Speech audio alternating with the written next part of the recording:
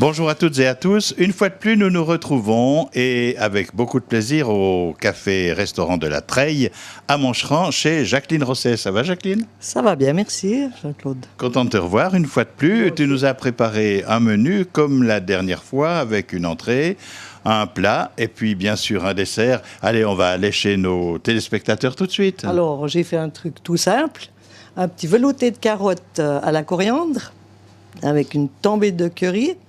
Ensuite, des cordons bleus maison, une petite mousseline de safran et une petite jardinière de légumes. Et ensuite, un petit moelleux à la pêche. Alors, on va commencer par faire le velouté de carottes à la coriandre et curry. Alors, quels sont les ingrédients dont il est nécessaire? Alors, on va prendre 2 carottes. Bon, ça, c'est pour 3 à 4 personnes. Hein. On va faire un petit peu de poireau blanc, un tout petit peu de céleri branche, et puis une pomme de terre juste pour lier. Alors, on coupe le tout. Il faut faire assez régulier pour que tout cuise en même temps. Voilà. Donc après, il va de soi que vous pouvez faire les quantités que vous voulez. Hein. Ça, c'est pour 2-3 personnes. Ou alors, si vous voulez faire dans des petites verrines en toute petite entrée, vous pouvez faire pour une dizaine de personnes. Voilà. Le petit céleri branche. Ça, c'est tout pour assaisonner. Hein. Un peu de poireau blanc. Voilà.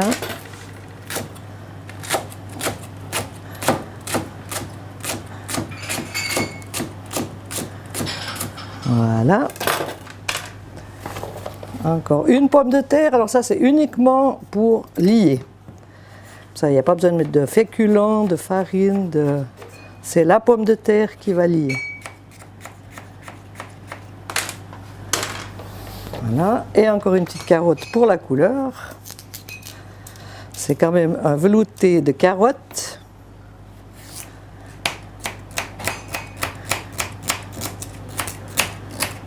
Voilà. Alors voilà, on va faire revenir nos petits légumes pour la soupe. Un peu de beurre clarifié. Un peu d'oignon. Voilà. On laisse juste revenir et on met le tout.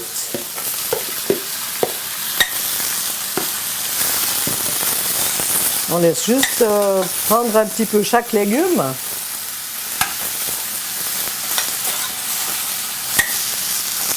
Voilà. Et on verse l'eau. Voilà. On met un peu de bouillon de bœuf ou de légumes pour assaisonner. Voilà. Et après, on va mettre juste les feuilles de coriandre. Alors, je prends mes feuilles de coriandre. Voilà. Et puis, on les met dedans. Hein. Beaucoup de couleurs. Voilà, des belles couleurs. Et on va laisser cuire gentiment, sans s'occuper. On rectifiera l'assaisonnement après. On met encore un tout petit peu de curry. Combien de cuissons en fait? Alors, il faut quand même compter une demi-heure. Et puis, on va passer à la purée la mousseline de safran. Alors, on y va avec la petite mousseline. On va faire couper les pommes de terre. On va couper assez petit comme ça. Mais il faut toujours couper régulièrement pour que ça cuise tout en même temps. Hein, ça, c'est important. Sinon, vous avez une grosse pomme de terre, une petite, et puis il n'y a rien qui est cuit en même temps. Voilà. Puis là, on va la cuire comme une pomme de terre en purée normale, seulement qu'à la fin, on va mettre du safran dedans. Puis ça va faire une belle couleur et un bon goût. Voilà. Et tout ça, on va mettre dans de l'eau salée. Et voilà, on laisse cuire le tout. Voilà. Pour le cordon bleu maison, on va prendre du filet de porc. On peut prendre aussi dans le cou, mais bon, c'est encore meilleur le filet. On va prendre de la farine, de la panure, un œuf, de la moutarde Et puis pour le fourrer, on va prendre du raclette. Et moi, j'aime bien faire avec le jambon cru. Il y en a qui aiment le jambon normal. Moi, je prends avec le jambon cru. Ça donne un bon goût et on n'a pas besoin d'assaisonner l'intérieur. Je suis intéressé par le fromage. Pourquoi le fromage à raclette? Parce qu'il est à peine moins gras et il coule moins vite dans la casserole que le gruyère, quoi. Voilà. Hein? Alors, on va commencer par couper la viande. Alors, il faut faire, voilà, ça, il faut bien regarder, c'est des demi-tranches, si on veut, hein. Mais il ne faut pas aller jusqu'au bout. Oui, il faut qu'elle reste voilà, ensemble. Comme ça, hein. On va faire 2 demi-tranches. Voilà, qu'elle soit comme ça, hein. Alors là, elle est toujours tenue de ce côté. Alors, on recommence. Assez bas quand même. Mais on rappelle que nous faisons ce menu pour 2 personnes. Voilà, pour 2 personnes. Et ensuite, on va la taper. On va être terrible avec. Donc, vous mettez un film dessous et un film dessus. Pour pas que ça colle, hein, pour que ça puisse bien s'étaler. Je vais faire un peu de bruit, je m'en excuse.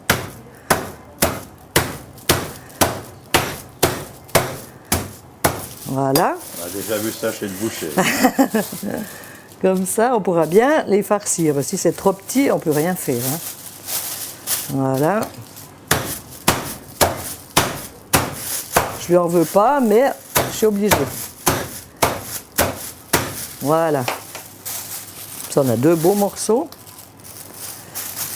Et on va prendre un beau morceau de jambon de Parme. Là, il faut voir à peu près la grandeur, hein. Il ne faut pas mettre du trop grand non plus. Voilà, puis vous enroulez dans le jambon. Et vous mettez simplement là-dedans. On puisse bien refermer. Et voilà. Ensuite, là, c'est avec les autres préparations qu'on va pouvoir bien refermer la viande. Parce que là, maintenant, vous allez dire, ça va couler dans la casserole et tout, mais non, avec la farine, tout ce qu'on va préparer, ça va tenir. Là, on va continuer avec une tranche de jambon. Il ne faut pas mettre trop non plus de fromage parce que c'est pas la peine, hein. Non, puis effectivement, ça coulerait tout. Voilà, tout à fait. Alors voilà. Et comme ça. Là, c'est fait avec du porc, on peut le faire avec...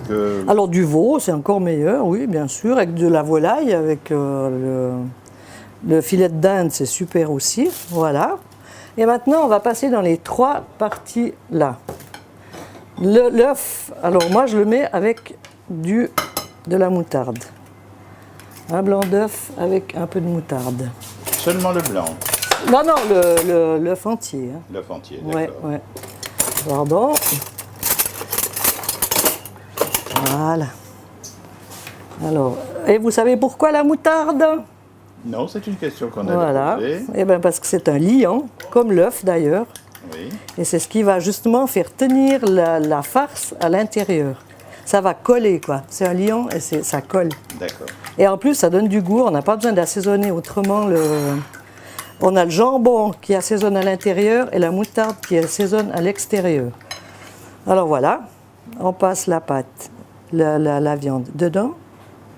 Il faut bien mettre aussi les bords, hein, comme ça, c'est ce qui va coller. Ensuite, on passe dans l'œuf et la moutarde. Voilà. Puis il faut toujours un petit peu essuyer, il ne faut pas qu'il y en ait de trop, hein. C'est pas la peine. Voilà. Et ensuite, on la panne. Si vous voulez, vous pouvez la préparer même un jour à l'avance. Ça veut dire que le jambon il va bien pénétrer dans la viande. Ça donnera plus de goût. Voilà. Et puis ça va tenir encore mieux l'intérieur de la farce. Voilà. Alors vous voyez, si vous l'essuyez pas un peu après, avec un œuf, vous faites que 2 tranches, hein. Tout à fait. Et ça ferait trop lourd, quoi. Alors il faut juste faire comme ça avec le bord. Voilà, il y a juste ce qu'il faut. Et là, on passe bien tous les côtés et sur tous les bords. Alors ça peut être fait la veille, mais ça peut être fait juste Alors, avant de le cuire. tout à fait, voilà. Si vous avez des visites, c'est pratique parce que vous pouvez le faire la veille. Et puis au dernier moment, vous les passez. Et puis autrement, voilà, je ne sais plus qu'à aller me laver les mains. À tout de suite. Mes 2 cordons bleus sont prêts. On va mettre un peu d'huile dans la casserole, dans la poêle d'ailleurs. Vous en mettez assez que ça soit bien réparti. Hein. De toute façon, elle ne va pas rester dans la viande. Il faut chauffer pas mal au départ. Et puis après, on baissera gentiment le feu. Il faut qu'elle soit juste un peu saisie. Voilà. Comme ça. Tranquillement. Et puis on la laisse gentiment. Jusqu'à ce qu'elle soit bien dorée. Bien mignonne. Là, on la retourne. Vous voyez, c'est bien doré, mais sans être trop grillé. Et maintenant, on baisse un petit peu le feu. Elle tient bien parce que l'œuf et la moutarde, ça fait un liant. Ça, c'est un bon truc. Oui, ça tient bien après. Pour tout ce qui est tranche panée, des trucs comme ça, vous voulez faire un poisson pané, c'est extra. Et ça donne un super goût.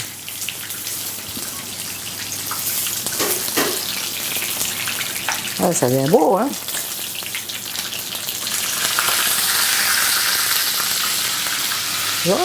Et comme ça, on va pouvoir passer à la soupe, donc au velouté de carottes à la coriandre. Alors là, on va simplement la passer pour faire un velouté. Hein. Vous prenez le robot, et là vous prenez le robot plongeant, hein, un mixeur plongeant. Voilà, on essaye de faire pas trop vite au départ. Ça va faire un peu de bruit. On peut même faire plus fort. Y a-t-il une différence entre mixer ou velouter? Il faut d'abord mixer pour faire un velouté. Voilà, oui, parce que si on coupe les légumes tout fin, ça ne va pas vous faire un velouté, ça va rester une espèce de petite brunoise. Hein. Donc là, ça va faire vraiment velouté avec après on la crème. Voilà. Ça sent la coriandre, ça sent le curry. Ça sent très bon dans toute la cuisine. Ah ouais. Avec la douceur de la carotte, ça se marie très très bien. Alors on essaye de faire le plus velouté possible.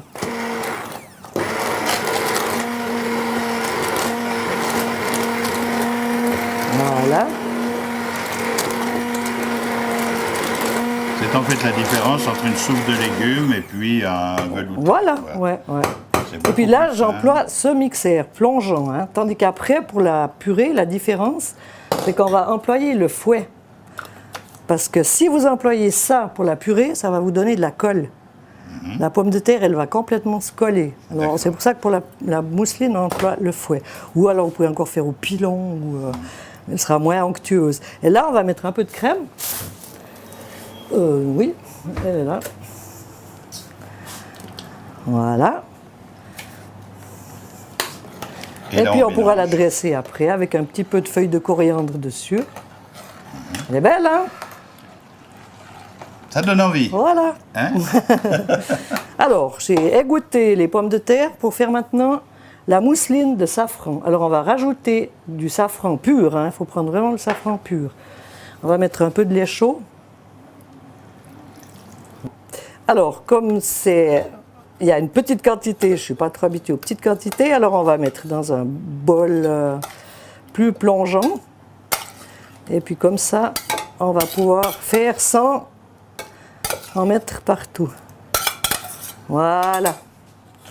Comme ça, ça ne va pas asperger partout. Alors voilà, directement. Vous voyez, hein, c'est violent. Hein? Voilà. La petite mousseline.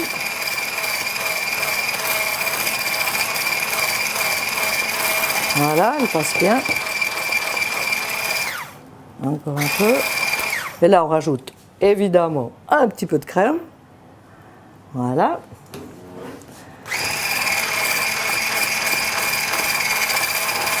Et voilà.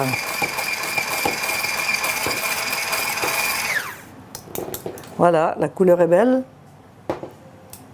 Et on la dressera après avec le reste de la viande et des légumes. Alors là, on va faire un petit moelleux aux pêches. On peut le faire à l'ananas, on peut le faire aux pommes, on peut le faire... C'est vraiment le petit dessert si on a des invités surprises. En général, tout le monde a une boîte d'ananas à la maison, une boîte de pêche. On a toujours un peu de farine, un peu de sucre, un peu de poudre à lever, un peu de sucre vanillé. C'est un petit dessert qui est vite fait, pratique et bon. Alors on va prendre les ingrédients. 2 pêches, donc c'est pour 2 personnes. Hein. 60 g de farine, 30 g de sucre, une pincée de sel que j'ai déjà mis dans le sucre. Jamais oublier la pincée de sel dans la pâtisserie. Un peu de sucre vanillé, 2 œufs, de la cannelle et une pincée de poudre à lever. Et de moules. Et 2 moules qu'on va beurrer d'ailleurs. On va les beurrer. Et ça, c'est des petits moules en silicone qu'on va juste après cuire dans le four. Comme ça va cuire à l'étouffée, puis ça va rester moelleux et ça va vite cuire. Voilà. Alors on va tout mélanger. Donc on va prendre déjà d'abord le sucre, la farine, la poudre à lever. Vous voyez, ça fait pas beaucoup, hein, une bonne petite pincée. Un peu de sucre vanillé. Voilà. Et on peut verser aussi un peu de cannelle. La cannelle, on pourra en mettre aussi un peu dessus par après. Hein. Voilà. Là, on va mettre les œufs.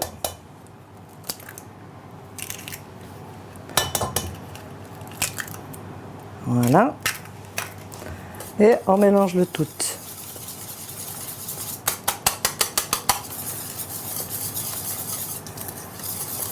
Voilà, ça fait une bonne masse.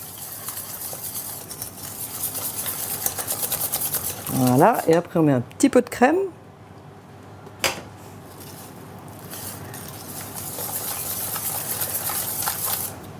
On peut pas dire que c'est la préparation d'un flan en réalité. Non, c'est une espèce de moelleux quand même. Ça va rester moelleux, ça va faire entre un biscuit et oui, c'est pas un flan, non? Voilà. Ensuite, on va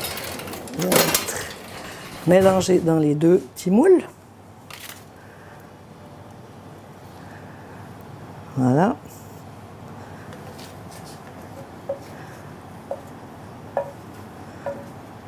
Je suis pas gauchère, malheureusement.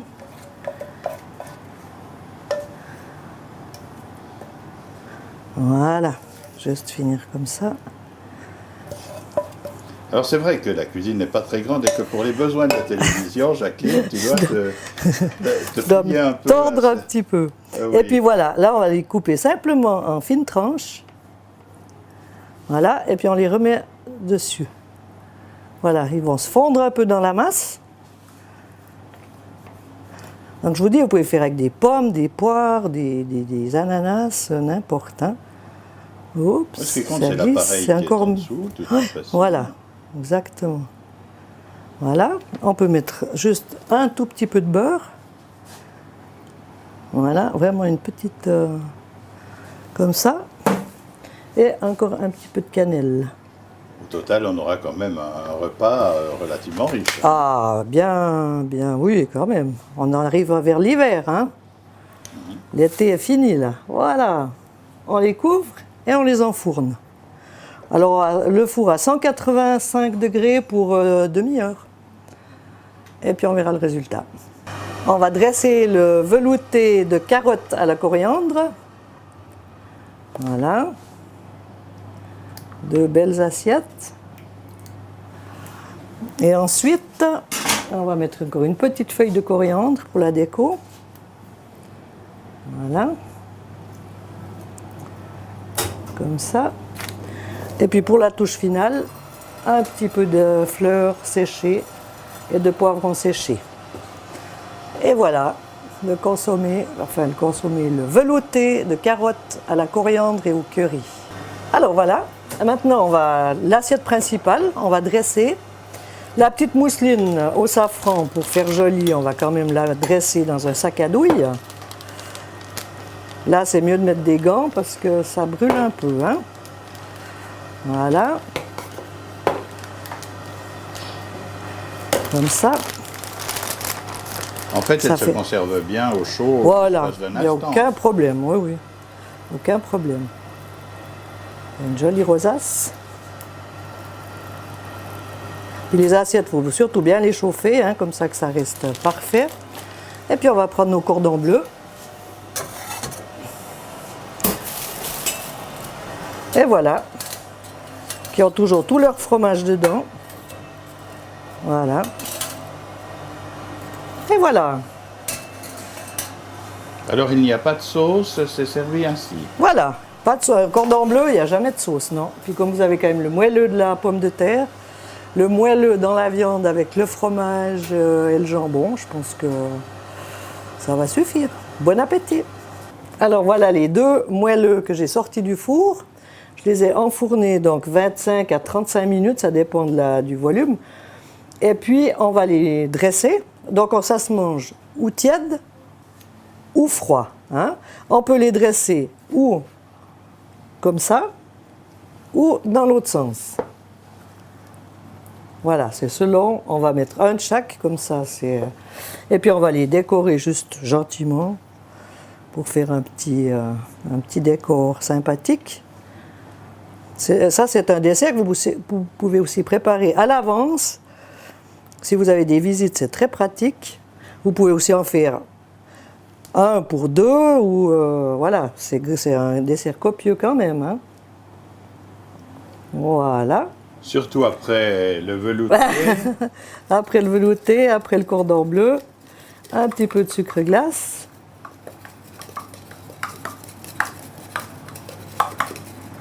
Et voilà. Voilà, on peut y ajouter, si on en a envie, une petite boule de glace. Oui. Tout à fait, une petite boule vanille ou banane ou mais je crois que ça pêche, suffira comme ça. Oui, je crois que pour aujourd'hui, ça va aller. C'était très bon, merci. Merci à vous. Jacqueline. On va se retrouver dans un instant pour rappeler exactement quel a été notre menu aujourd'hui ici, à la Treille, à Manchefranc, chez Jacqueline Rosset. Merci. Alors, en entrée, je vous ai fait un petit velouté de carottes à la coriandre et au curry. Alors, la suite, un cordon bleu maison avec à l'intérieur du jambon cru, du fromage à raclette, pané avec de l'œuf et de la moutarde, et ensuite de la panure. Et ensuite une pomme mousseline au safran avec une jardinière de légumes. Et pour finir, le petit moelleux à la pêche et à la cannelle.